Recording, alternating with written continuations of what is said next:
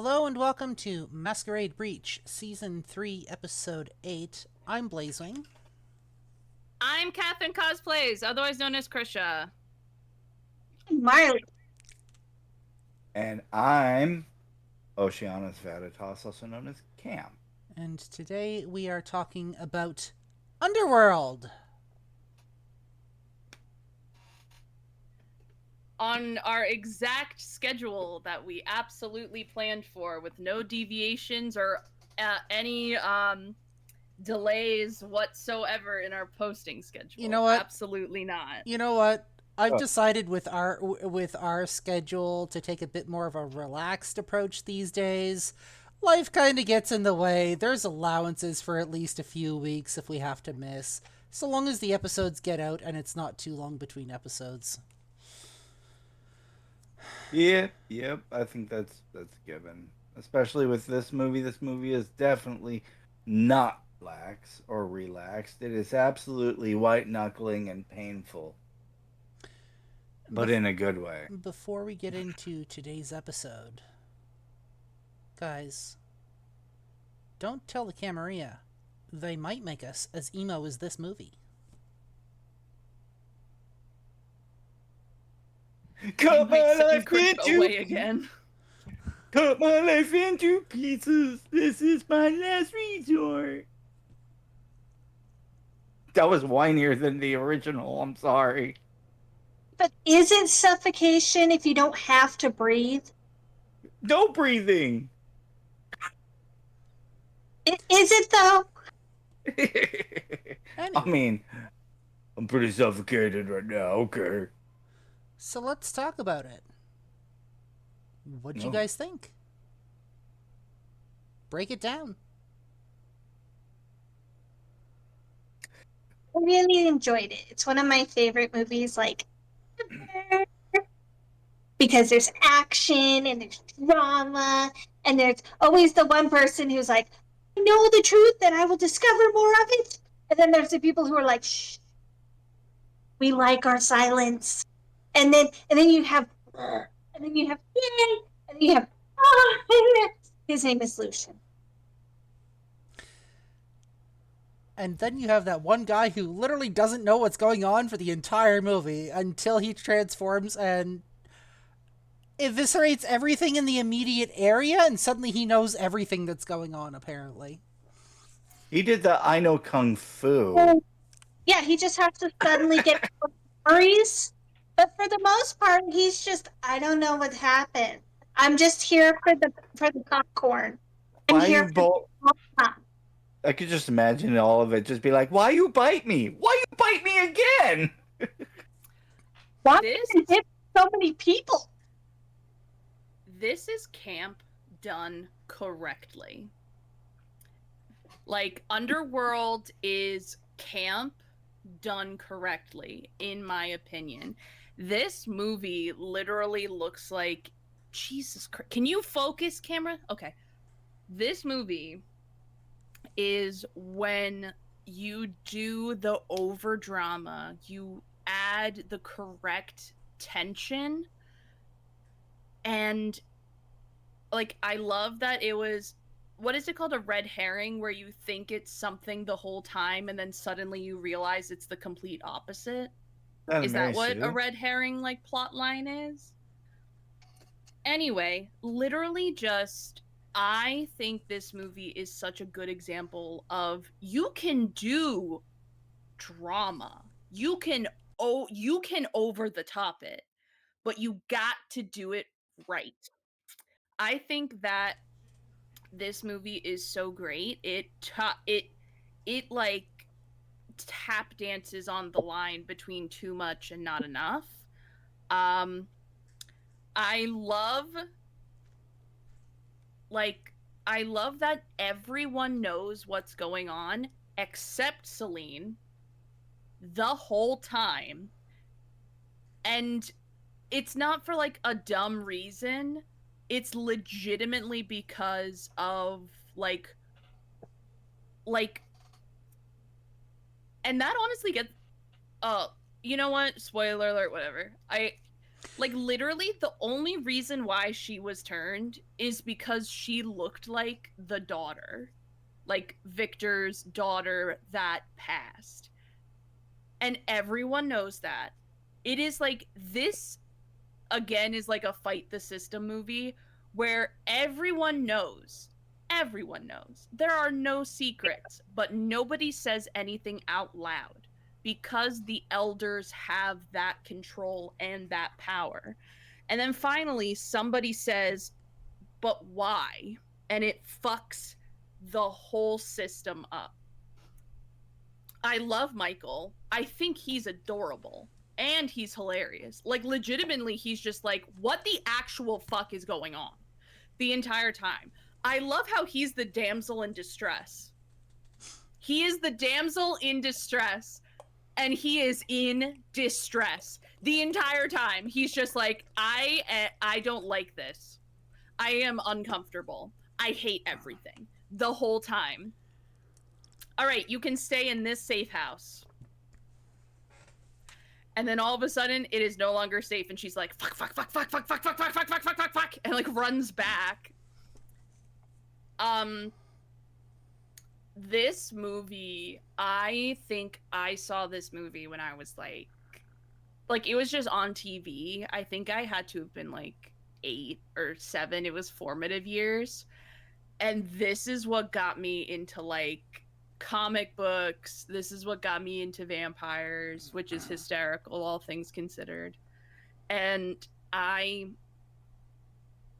once you see the other films in the Underworld series and the Underworld like world that they build, you realize just how low budget the first one was when you go back and rewatch everything. But also, they perfectly put like little like there was a vision for the overarching story of this world and this lore, and you see it in this movie, the little things they put that you'll only see once you see everything.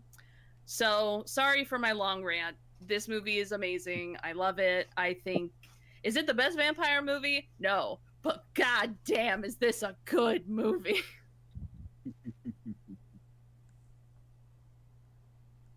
Anyone else? No? Well, I gave mine. hmm?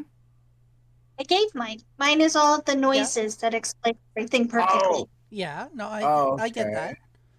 But I guess it is mine. break it down. What stood out though?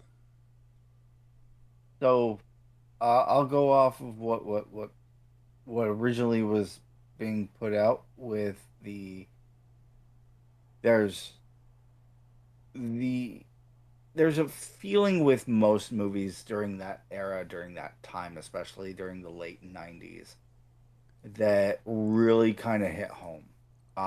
You saw it in The Matrix, you saw it in this movie. You saw it with Queen of the Damned. There's always that almost gritty, I want to put it as a anti-hero uh you know aspect to it, and I think that's an interesting concept because it starts with her going in on this sort of thing, on this adventure. Like, she hears about a myth, a legend that she's never heard of. About, she's been apparently having I want to say at one point, I don't know if she was having dreams or if she was just getting information that like seemed like, why are they dying over this specifically, if it's just a myth, that kind of thing. And then of course the idea of like her getting into trouble because she found someone that someone else had said was part of a legend or a prophecy along those lines. um you see it with this a lot, and you see it a lot with this type of genre, where they're going for the grit, they're going for the um, suspense, the borderline between suspense and horror. Um, along with a real need for the story or the narrative to kind of grip you that this is something that's fluid and you got to keep pace with it. It does tell the story well. We've seen similar where you didn't even have to understand the language to know it with this, but this actually led you with it being in English and everything, and I think that's one of the things that may be interesting in its own, but how I see Underworld specifically is it is absolutely a clash between werewolves and vampires about the Romeo Juliet clause of a person who could get bit by both and be turned by both. Um, and how that will bring the end of a tyranny of uh, of vampires and bring them to their knees essentially. And it will open up. It opened up a lot of truths about kind of that narrative and that particular, I guess, city of vampires.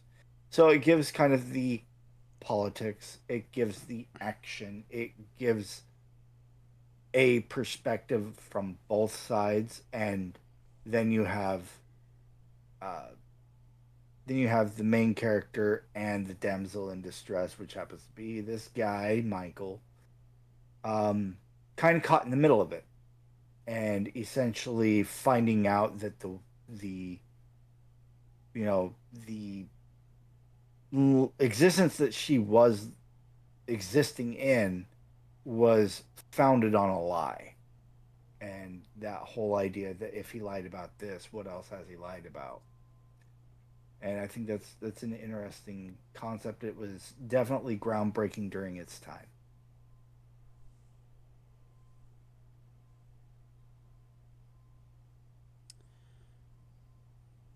I got nothing that hasn't already been covered.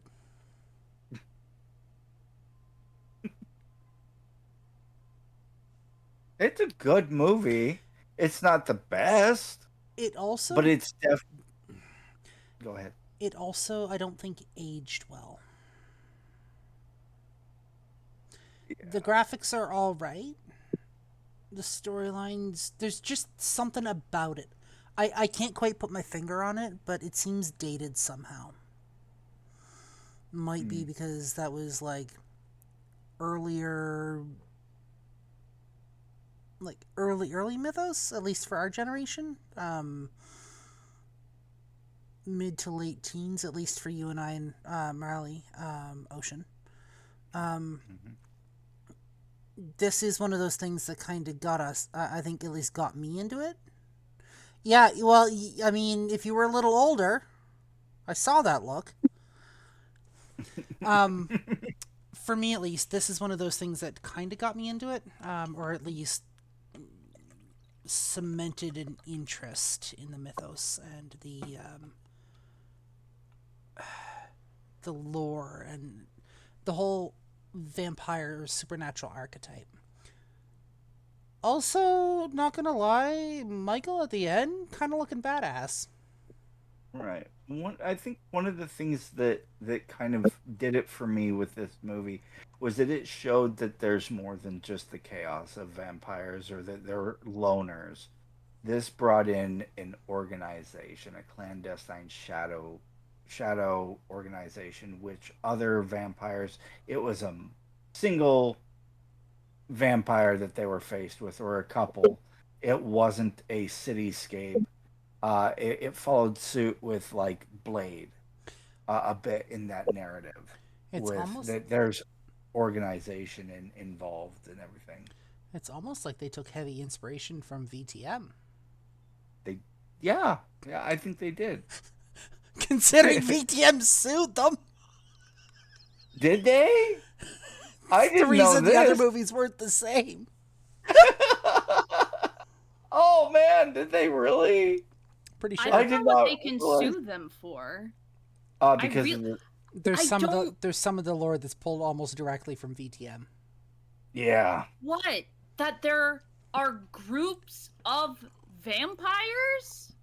Victor was one of the biggest ones that was an absolute. There's a Victor that was a Ventrue.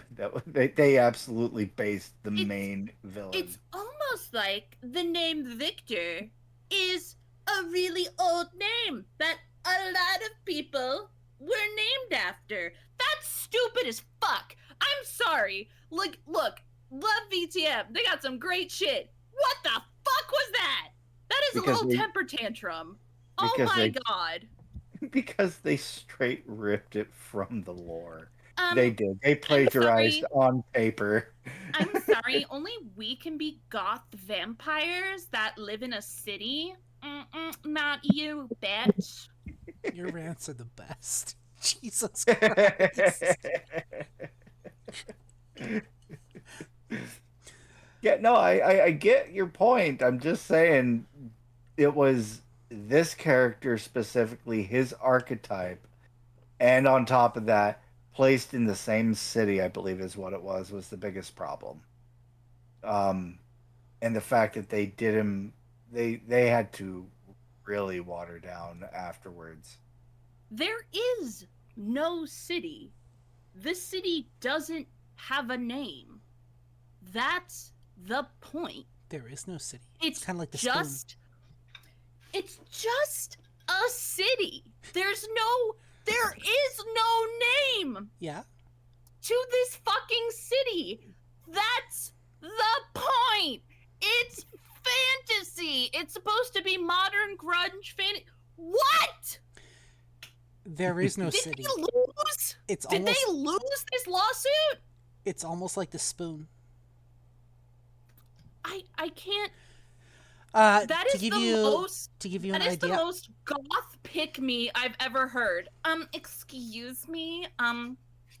We did Goth City Vampire first with a person who is with a leader, and his name starts with a V, who's super power hungry, and lives a lie so he can keep power.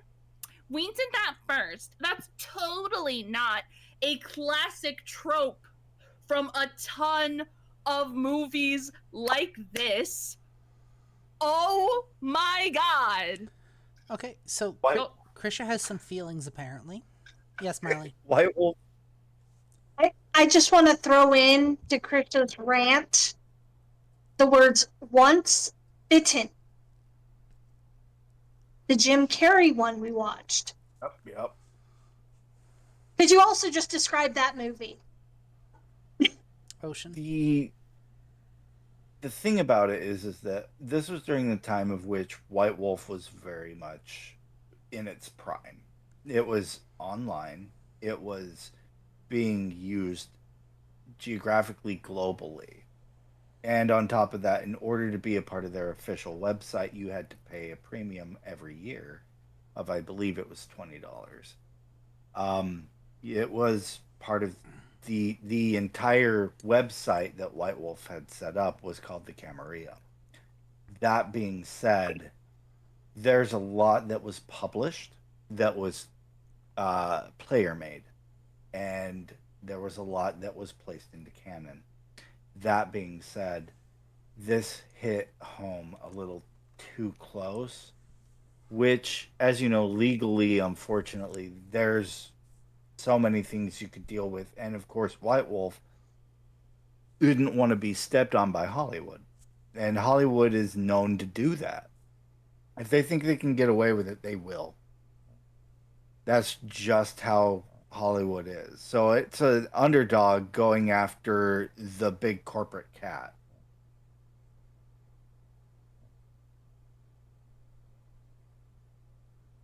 Just saying, they were feeling bullied.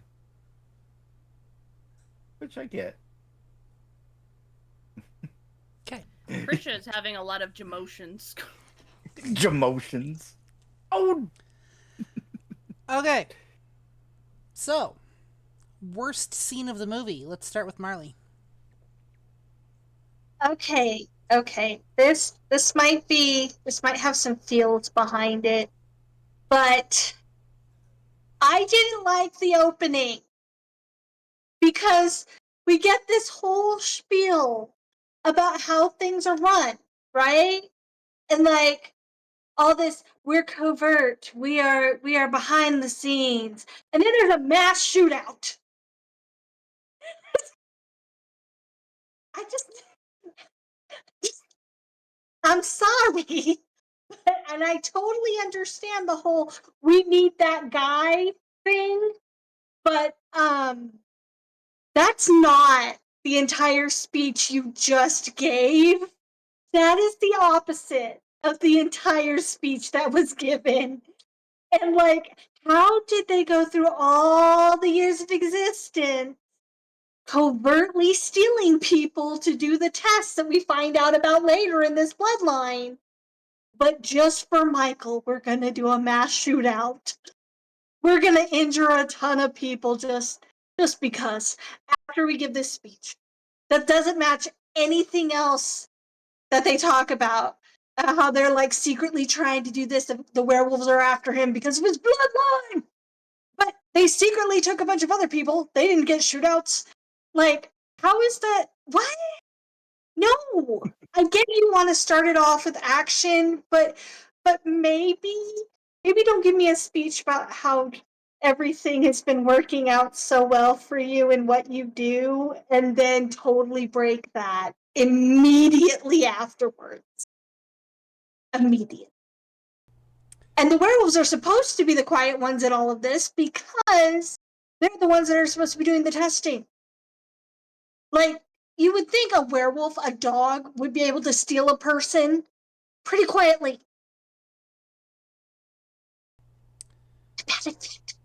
Krisha? I have two, and they're not necessarily scenes. First thing, there was not enough Lucian. There was not enough sexy grunge werewolf man.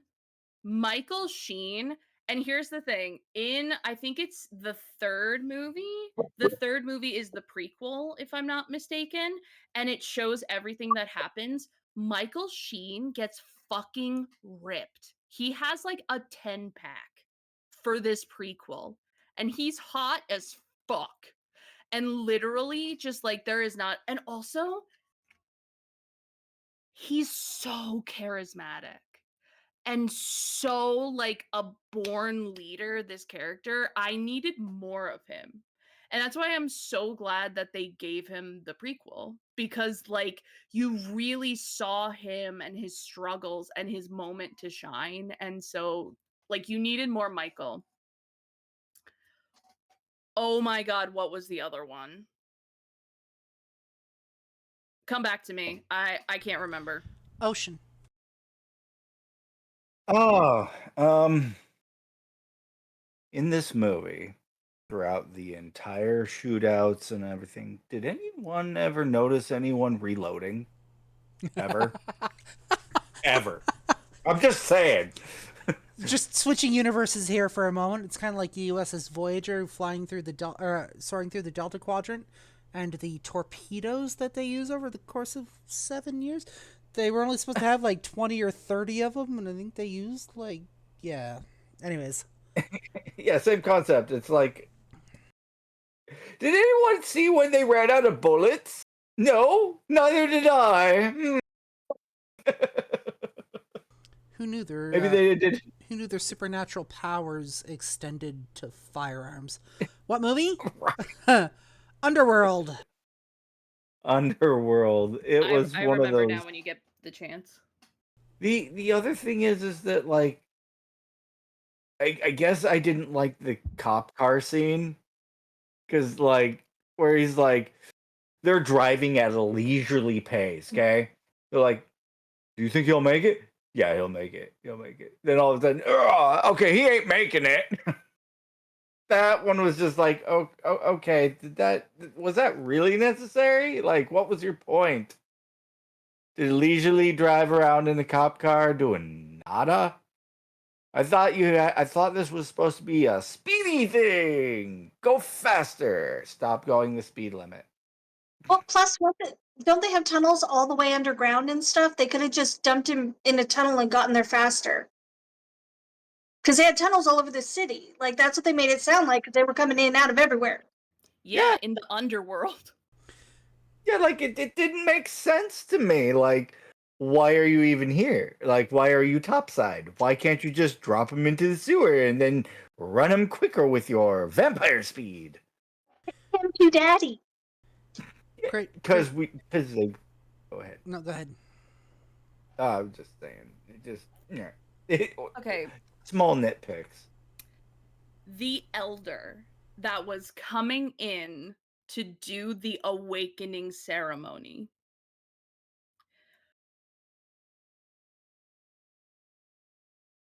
She looked like a complete and utter badass.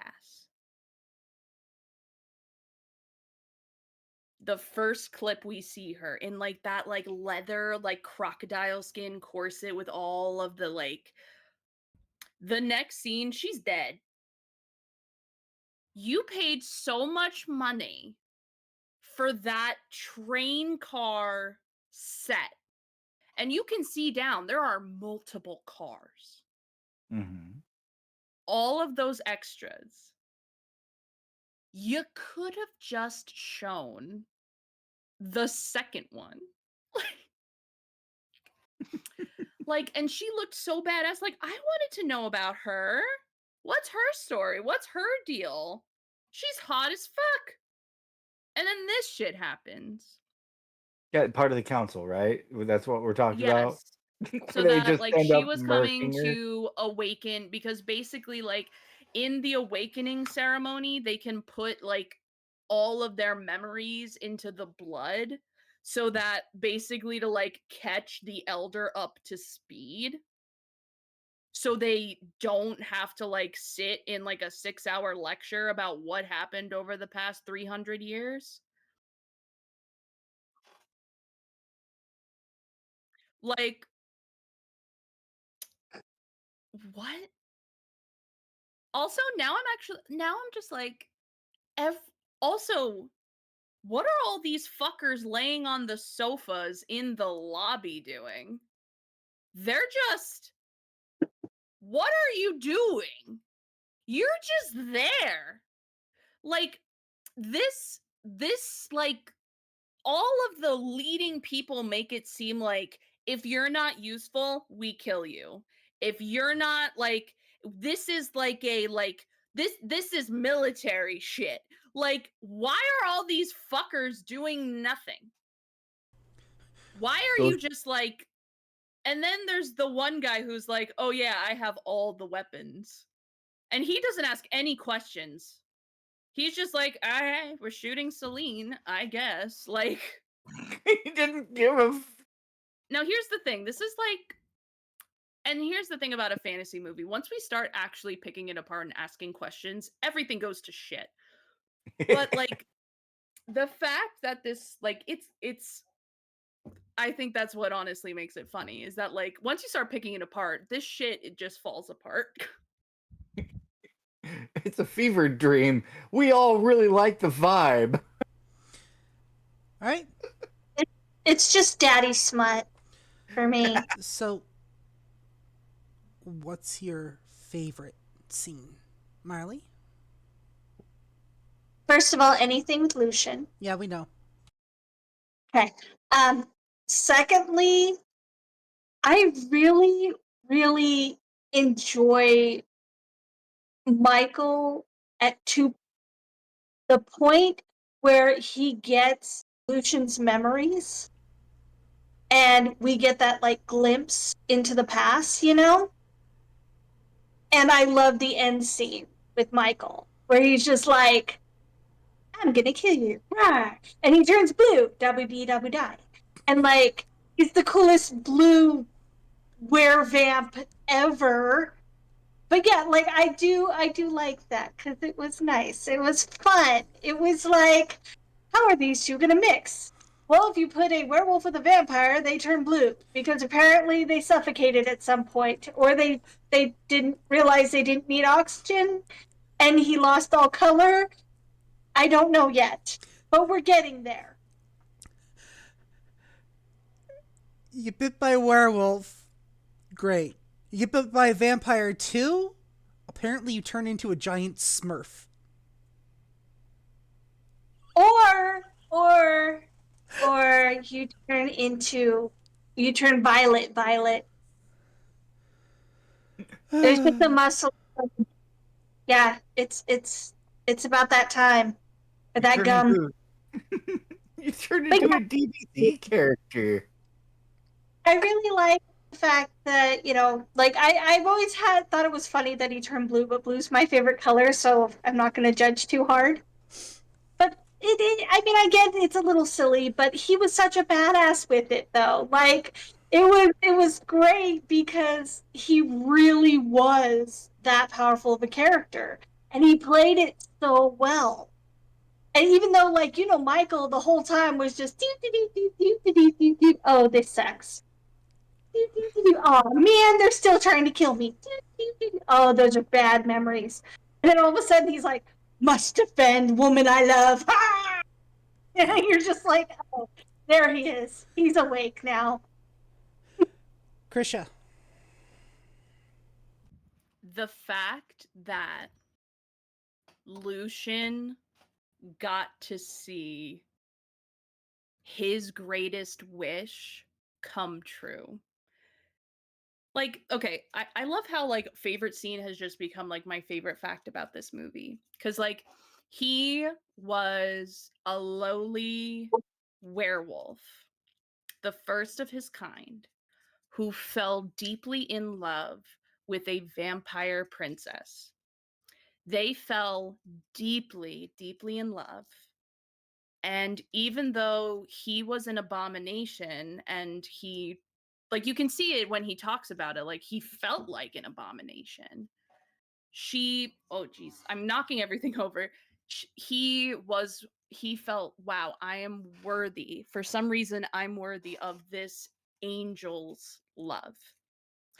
But then Victor came into the picture, found out what was going on, and even though they fought their hardest, Victor still won. She died, and he narrowly escaped. They lost.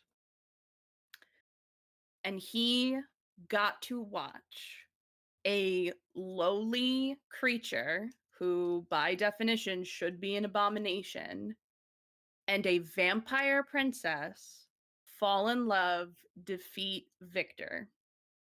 So they get to live and be together. And he got to see that.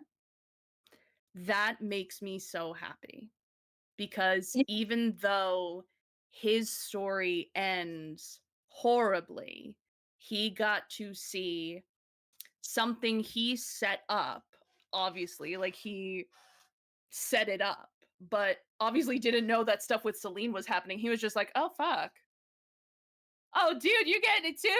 Oh, hell yeah. Like, but that warms my heart that he got to see his deepest desire come true for someone else. And that always makes me smile when I think of this movie. That is a brilliant point. His girl was pregnant, Mm-hmm. and then he got to see mix happen later on. Exactly. And, So like, if his kid had grown up, it would have been Michael, mm-hmm. And, like, that's the beautiful thing. and the one thing is that, like, over and over and over again, Victor was like, the only reason you, pointing to Lucian, you abomination is alive is because I allow it. And then, like, vampire and Lycan blood cannot mix whatsoever. But then it was proven when she got pregnant, yes, it can mix. There can be, like, a bridge. And Victor couldn't handle his power getting threatened. The love of power overcame the power of love. So he destroyed it. And, like, Lucian got to watch. Like, no, it's happening and it's real. And it took what, 500, 700 years of patience, but he made it. Like that is like justice. In my heart of hearts, that like he got to see it and he got to make the difference he wanted to make. Ocean. There isn't a favorite scene that I can think of. But I will say is kinky werewolf bite brings kinky Romeo and Juliet to have kinky vampire bite, and everybody's up in arms, ready to fight. I think that essentially is a nutshell of this movie.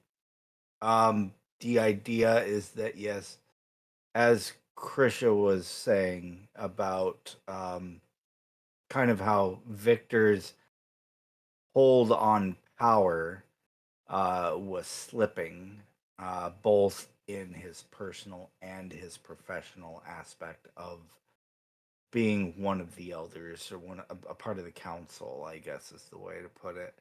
And the fact that he didn't follow through with the problem he saw with his own daughter, of which if you've seen it, if you haven't seen it, I'm surprised.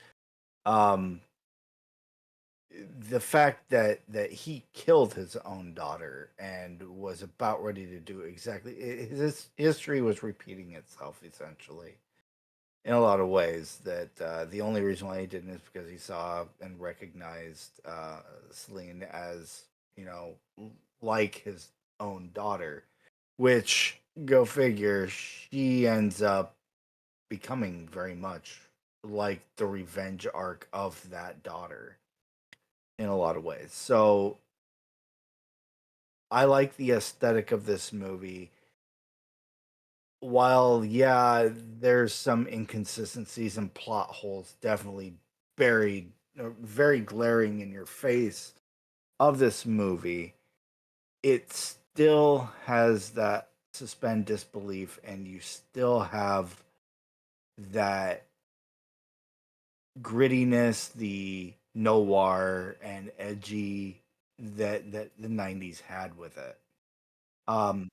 It doesn't have a lot of the fluff that a lot of movies made the mistake of doing, especially with a vampire movie. That this actually had more fast paced.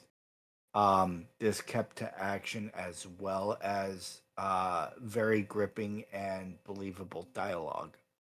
I think this comes with this being not only a passion project for the director, who very much took a couple of things from um, obviously from VTM, who I'm certain they played it. They had to have with that much competency and said, you know, this would be a great movie. Um, but it also comes along with the idea that not only does this raise some understanding um, with movies like this that have its own controversies in regards to isms, I guess, in a way, because it does have some isms in it. It's very specious with vampires being the superior over werewolves, and I think that's where it really does sour and didn't age well. So that's my take on it. Well, let's get into ratings. So, we'll start with Marley. Ooh, rating. What do you rate it? Okay. As much as I love the movie, it's getting a 3 out of 5.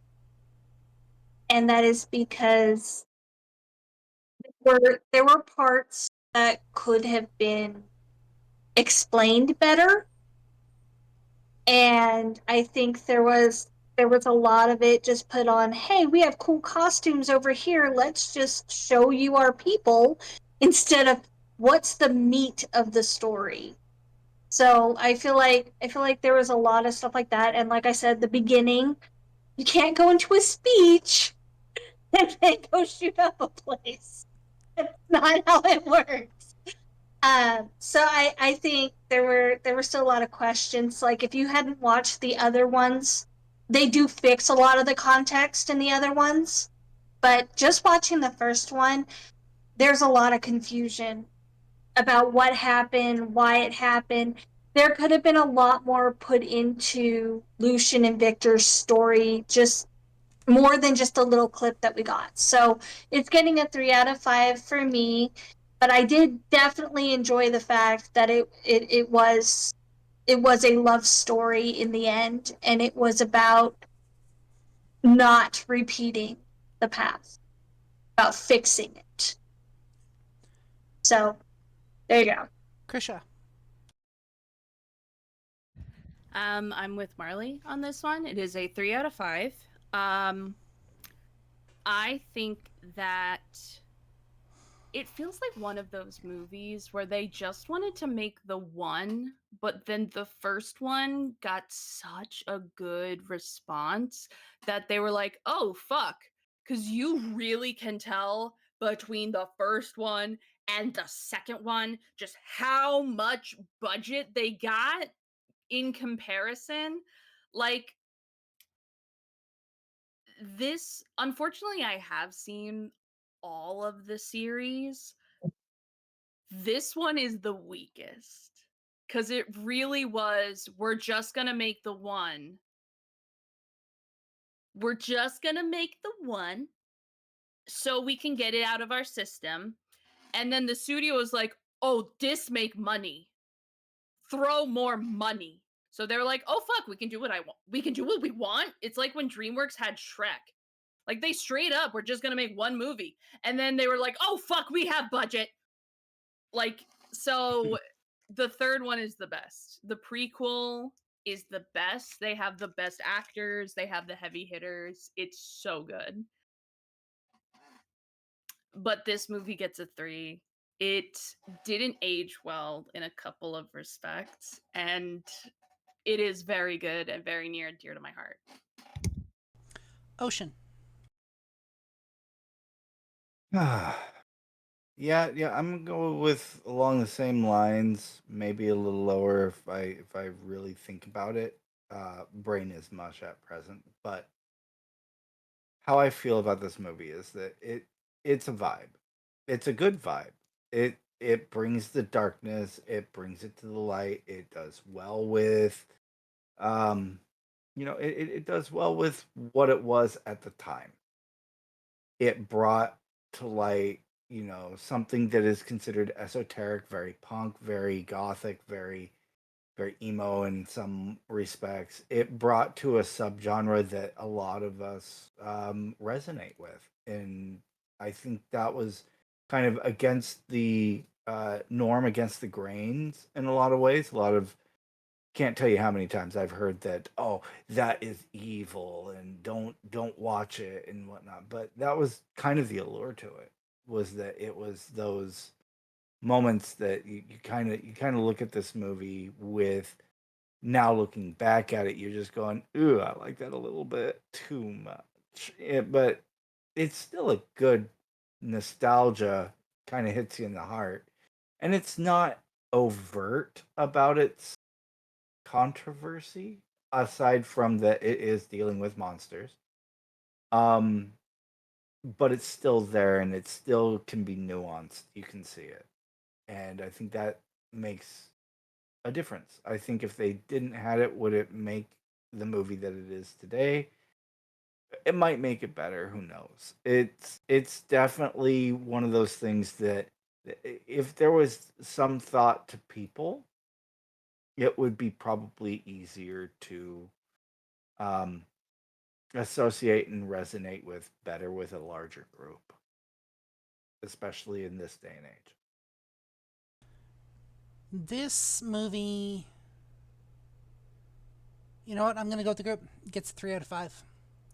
It wasn't epic, but it also wasn't horrible. It was enjoyable. The first few times I saw it. Definitely those fangs, Selene's fangs specifically. Whoever they got to style those fangs knew how to style fangs.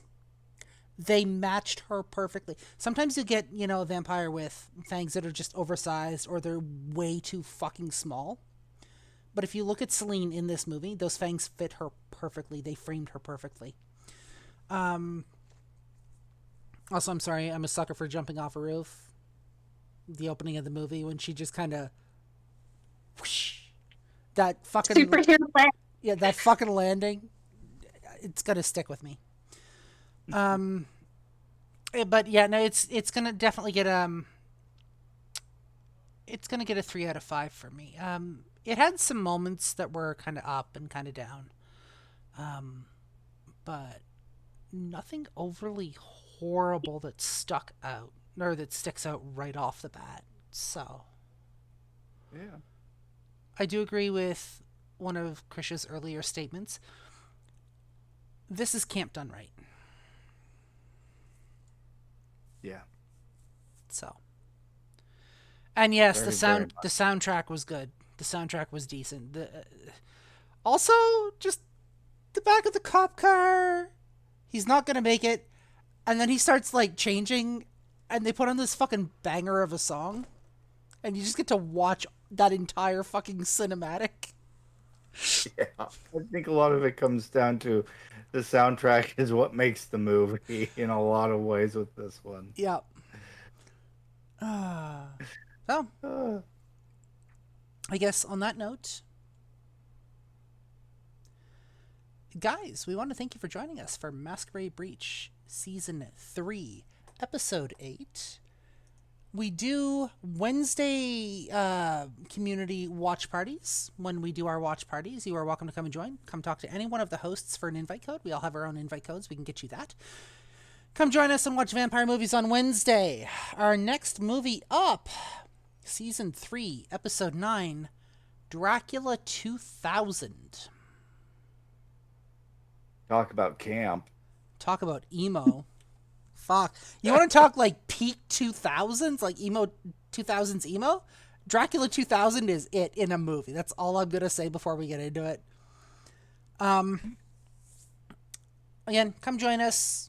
We love to have you guys. The side chat's usually fucking lit on watch party nights. But for for Season 3, Episode 8 of Masquerade Breach, I'm Blazewing. I am Catherine Cosplays, otherwise known as Krisha. Marley. And I'm Oceanus Veritas, also known as Cam. And remember, don't tell the Camarilla, otherwise your hybrids might turn into giant fucking smurfs. Demonic Smurfs at that.